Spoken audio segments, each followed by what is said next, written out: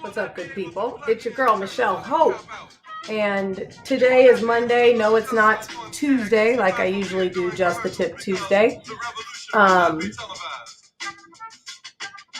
Across the nation in response to the lack of justice for George Floyd.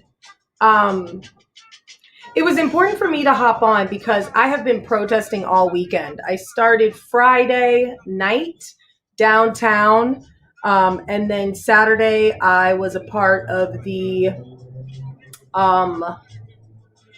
Harlem protest that actually made it all the way downtown. And then last night I was downtown in Union Square, 42nd to Union Square and so forth. So I wanted to discuss what I saw and talk to you about something that's really important. Let me know where you're coming from. What cities are you from? Are there protests happening where you are, and are you joining them? I think it's vital that we all are protesting. And I see somebody ask if I was crying. I have been crying. I have been emotional. These times are emotional. I also have really bad allergies, so there's that. But that's not why I've been crying. But Friday night was the first protest I went to, and it was really good, and it was very peaceful. It was organized officially, and there are some things I want to talk about when it comes to protesting. First and foremost, when these are organized protests, that means people have permits. And when people have permits, they are responsible for the activity that goes on at that protest. So if you are going to these protests and you are there to cause a ruckus, please don't go. Don't go. It's as easy as that. People in Los Angeles going to protest, I think they can second this. If it is organized, someone is responsible. Now, the organization that was responsible, I don't want to get it wrong. I feel like I want to say it is Justice Coalition, something of that nature. I went, they had call and response. They were doing roll calls. They were, what up, Troy? They were doing chants. They called out Amy Cooper. All of this was on my IG. If you're not on my IG, MH Sexpert, they are also posted to my YouTube page, some of them. And I'll talk about why they're not as public. So it's a great day. It's hot. We're chanting. We're protesting. We're chanting. We're protesting. Police are just watching. We get down to maybe it's whatever that precinct is. It's maybe 1 because it's right downtown near the Tombs. We're chanting. All of a sudden, the chanting is great. Then I see maybe a Caucasian ally run directly up to the line of police and start yelling at her in her face. Listen, white allies, while we love you participating, and you all should, you can't be doing that shit because I'm getting in trouble. It's going to be me or someone else that looks like me who is going to jail. I see people are coming in from Columbus. Thank you so much for protesting. And it does get chaotic when people get out of control. These are supposed to be peaceful protests. These are supposed to be protests where we are saying their name. We're talking about George Floyd. We're not there to create destruction. So that was strike 1 on Friday. So the march goes on. We're protesting. We're marching. The police are there watching, not messing with anybody. Totally chill. Just chill. Everything's fine. We're protesting. We're marching. We're chanting. We have signs. We're doing it. And there are a few hundred people, maybe 300, 400, 500 people at this point in this space on Friday. And next thing you know, we are in front of the Tombs. All of a sudden, again, I see a Caucasian female ally. I'm using air quotes here, people. Go and spray paint a building. Wait, whoa. We ain't spray painting buildings. That's not what I'm here to do. I'm here to raise awareness. And my problem with people doing things like that is then, remember, I said this had an organizer. So that means that the organizer, they will look to them and say, last time you had a protest, a public building was spray painted. So that puts them at jeopardy for getting more permits to peacefully protest in these streets. This is not about destruction. The looting is not the people who are out here protesting for justice. I want to make that very clear. I want to make it very clear that all of the protests I went to today were peaceful. So that's strike two Friday night. So first we have the woman yelling aggressively in the face of police, Caucasian ally. Then we have another Caucasian ally spray painting a building, trying to break into glass. This is not allyship. This denigrates the cause. And it's bothersome to me. And here's why it's really bothersome. And for those of you who follow me, I'm biracial. Come on now. I'm a Black woman who is angry about the injustices my community faces. And I'm a white woman who is embarrassed by some of what I've been seeing from white people. Disgusting. All right. So then at one point, the organizers call for everybody to take a knee. So we get down on our knees. I'm on my knee. And next to me is a young Caucasian man, probably 18 to 20. I don't even think he was legal to drink yet. And all of a sudden, he starts yelling flagrancy at the police. Fuck you, cop. I'm not doing shit you say. Fuck you. And I'm like, bro. I finally turned to him and I said, I'm going to need you to chill, son. Because again, I say this is an organized, permitted protest. And we cannot get violent because the people that will be impacted the most are those nonprofits who have put together and these coalitions who have put together these marches, and they get blamed for the violence. That being said, you have to remember that we're not here to be violent. So I look to the young man, I say, that is not what we are here to do. We are not here to be violent. We are here to make change. And then I said to him, you know what? If you keep this up, you will not get in trouble. I will. His response was, oh, I'm an ally. I'm an ally. I'm here to help. I'm here to be a part of the solution. I'm on your side. I said, my side doesn't cause a ruckus. I said, my side is here to create a political movement using democratic power to come together. That is what I am here to do. And then I looked at the young man and I said, well, let me be clear about this.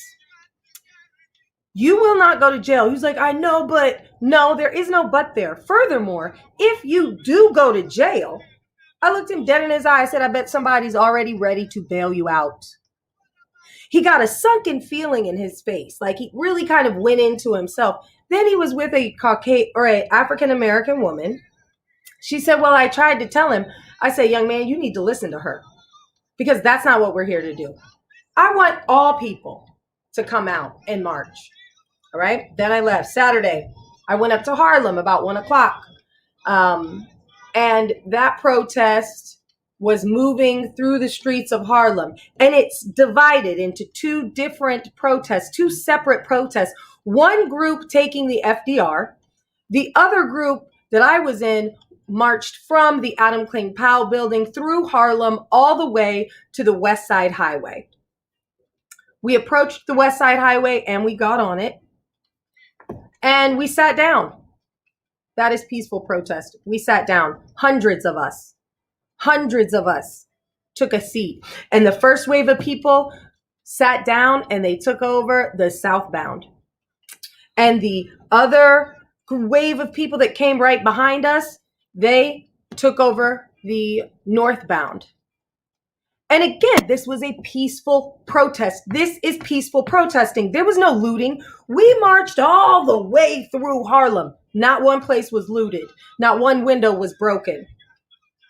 That is peaceful protest. Now, let me tell you, I was so proud. I was brought to tears on Saturday because as I marched, I saw my children. A lot of you don't know this. Some of you might. I was a teacher. I worked at Harlem Children's Zone for 7 years, building their reproductive health education programs from cradle to college. That is social justice. You teach the babies. One of the things that I loved most about HCZ is every year they did this thing called the Peace March. And the Peace March is where we would take all the children from preschool through college and community members, and we would march the streets of Harlem peacefully, asking for justice, asking for monies for schools and not for jails. They knew how to do call and response. We taught them that since they were in preschool. That is social change. Not looting buildings, not stealing from Chanel or Gucci or wherever the hell people. That is not the peaceful protests that I have seen. That is not what organizers are trying to do. We are not here to loot. We marched down the West Side Highway. And at one point, we had to go into Riverside Park. And I saw the most beautiful actions. As we were walking down the highway, people got out of their cars. People started honking. Yes, you're in traffic now. That sucks. But they were showing solidarity with those of us who were able to march. They were showing how we can create change through peaceful protests. We get to Riverside. We're crossing into the park. And in Riverside, to separate the freeway from the park, there is iron fencing with spokes, the black spokes. And they come about 4 feet, 11 inches high. Not easy to get over, especially if you have compromised ability. I witnessed people helping other people get over that fence. That's how we come together to get over racism. We come together, we collectively help each other out. We create equity. It was a beautiful thing to see. And at one point, I found myself helping a woman over this fence who had to be in her 70s. Her and her husband, both in their 70s, were marching on the West Side Highway. She was a Jewish woman, and she had a giant sign that she had carried previously in other marches. And see, this is the thing. I watched people who did not know people. I watched people who were from different backgrounds, from different cultures, helping create these peaceful marches. And I wanted to get on today and talk about it because I don't want you to believe whatever narrative you might be seeing. This is not the whole collective who is damaging buildings, property damage, looting places. That's not who we are. Sorry, my dog is barking. We are people who are creating peaceful protest. We then went down the west side of Manhattan peacefully, no problems. This was on Saturday, no problems. Then we walked all the way to Columbus Circle. We shut down Columbus Circle. Now, at this point, this has been going on for hours. We then walked to Times Square. We marched through Times Square. We then marched to Union Square. This is Saturday, still marching. It's now 4 o'clock, 5 o'clock. We then marched to Washington Square, where we collectively sat and listened to people talk about what is important and why we had marched so far. And let me tell you what we talked about. We talked about voting. I heard people talk about how it is important we need to keep the same energy come not just November 3rd, but also June 23rd here in New York is the primaries. And here is the thing that people often forget about elections. When we talk about voting, oftentimes we just think about presidential elections. No. You need to vote so we can flip the Senate. You need to vote so we can retain the House. And then what I need you to do is, like here in New York, June 23rd, primary, look at the city elections. Look at who is on the ballot for district attorney. That's who decides bail. If you are upset that police brutality continues, I need you to get involved in your local elections because it is up to us to vote in district attorneys. That is our job. That is our job. And while Biden, yes, might need a Black agenda, we as Black people need to have our own agenda, and we have to start getting involved in local city elections. That is how we control the power. We decide, we show up, we vote. It's not enough to get out and protest. And it definitely is not a thing to lewd big business. We have allowed big businesses to be bailed out time and time and time again. And now it is up to us with our votes to make change. If you do not like Bill de Blasio, get him out of here with a vote. If you do not like your local congressionally elected officials, start voting. You don't like your city officials, start voting. You don't like the gentrification happening in your neighborhood, go to your community board meetings. Okay? I'm saying it is up to us. So Saturday was a beautiful day. A beautiful day. And yes, wow, Saturday at about dusk, things started to get out of control. And that is when I chose to exit. You have to know when to hold them and know when to fold them. And I knew that that was my time to exit because things were getting heated. Tensions were getting high. And as they should, people had been marching for 13 miles. 13 miles I marched on Saturday. I went back uptown to get my bike because I parked my bike up there, which tip for you, really think about what you're taking with you when you choose to protest. And we'll get into that later. But I went and got my bike and I rode down the same way that we marched down. And let me tell you something, the streets looked like nothing had happened. And that is how peaceful protest works. We're not here to deface our communities. We are not here to deface property, city property, museums, libraries. We're not here to do that. That is not what these protests are about. That is not what we are doing as we are making a change. We are doing peaceful protest. And that is what is important. And that is why Sunday afternoon, they did a protest starting at Times Square that moved south and then ended up later in the evening, much later in the evening in Soho. And then that is where we saw destruction happen. I want to be very clear again. We are not here to create destruction. And there are two types of protesters, and there are two groups of protesters that are participating and engaging in these protests. There are people who come and are very, very peaceful. And we start the march, we move the march, and then when the march gets hot, a lot of those same people had already been out there or have been out there for hours. So that is not the group that is looting. People are being opportunistic and taking advantage of a political movement that we are trying to do peaceful protest to create change. But we must protest our asses right to the polls. Start looking into where you get an absentee ballot. If you don't think you want to go to the polls because of COVID-19, I totally get that. Make sure you know your state's absentee ballot forms. Here in New York, they have sent out the applications. You have gotten it in the mail. That is not your ballot form. That is your paperwork to request that form. Please fill it out. Okay? Now, another thing that's very, very important for us to remember is that we need to flip the Senate. So if you are in one of the major swing states, that would be Pennsylvania, I want to say Minnesota. I don't have my notes. Don't quote me. I am going to look it up so I don't say it wrong. That's Florida. I know Pennsylvania is on there. These are the states that we really need to get people out and voting. And they have to vote in the congressional votes. We need to flip the Senate.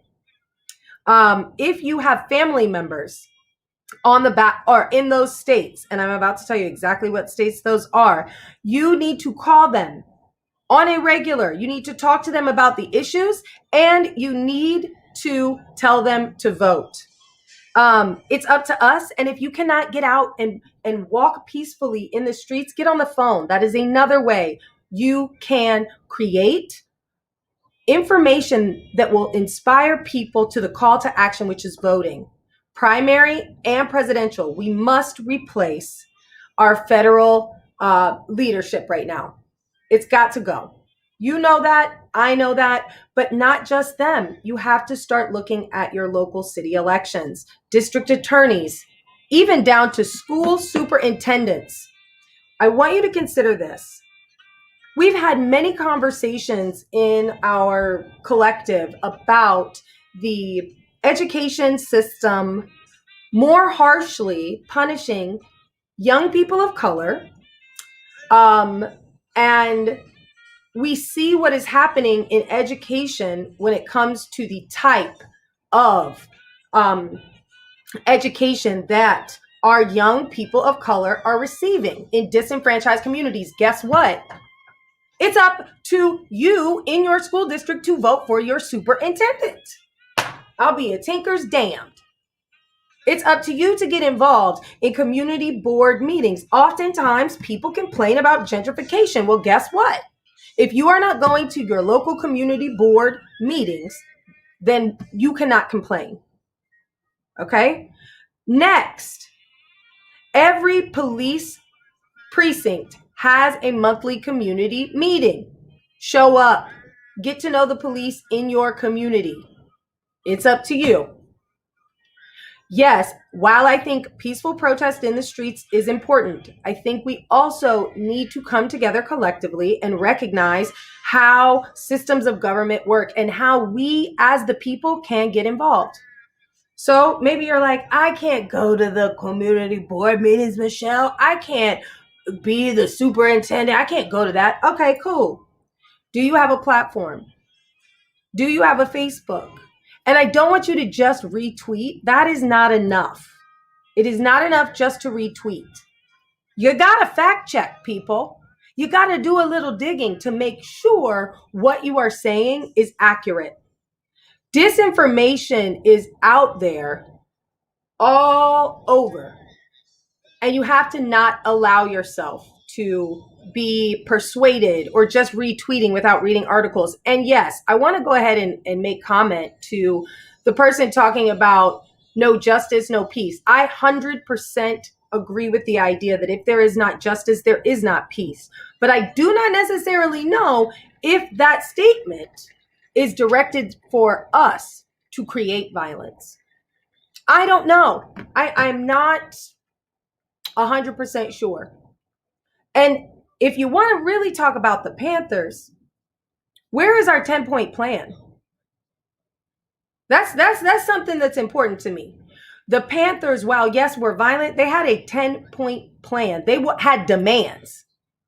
Where are our demands in an organized fashion? Somebody needs to circulate that. Like, if we're going to do this, let's do this right. Let's be organized in a way. And right now, because of the systems and the way the systems are set up, a part of being right and being organized is voting. We can put 10-point plans and 10-point ideas to our local and city officials, and then we vote them in. That is what we do. When the Panthers were in the space that they were in, it was different times. We had less representation in government. Now, we have the opportunity to choose in a much more effective manner. I mean, I'm just saying. I think we need clear demands. And if you want to have a violent strategy, I can't necessarily get on board with that. One, because I know people who are police officers. Two, because we have to remember that all these police officers that have to take overtime to work these protests when they become violent, that's taxpayer dollars. That's our money. That's money being diverted from schools, from hospitals. Think, people. Property damage, public property damage, we pay for that. So just think. You have to become violent in your voting. Not physically violent. You need to aggressively, ferociously hit the polls. You know, we have to remember who will end up paying the price for our violence. Because it's not going to be Brad, Chad, and Todd. I'll tell you that right now. It ain't going to be Becky or Karen. They will not pay for it. I will pay for it. The students I've worked with will pay for it. Other marginalized groups, they will pay for it. So that is why we must light a fire under our asses and get to the polls.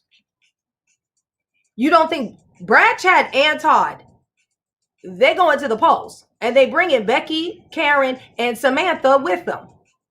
Don't get it twisted. They are going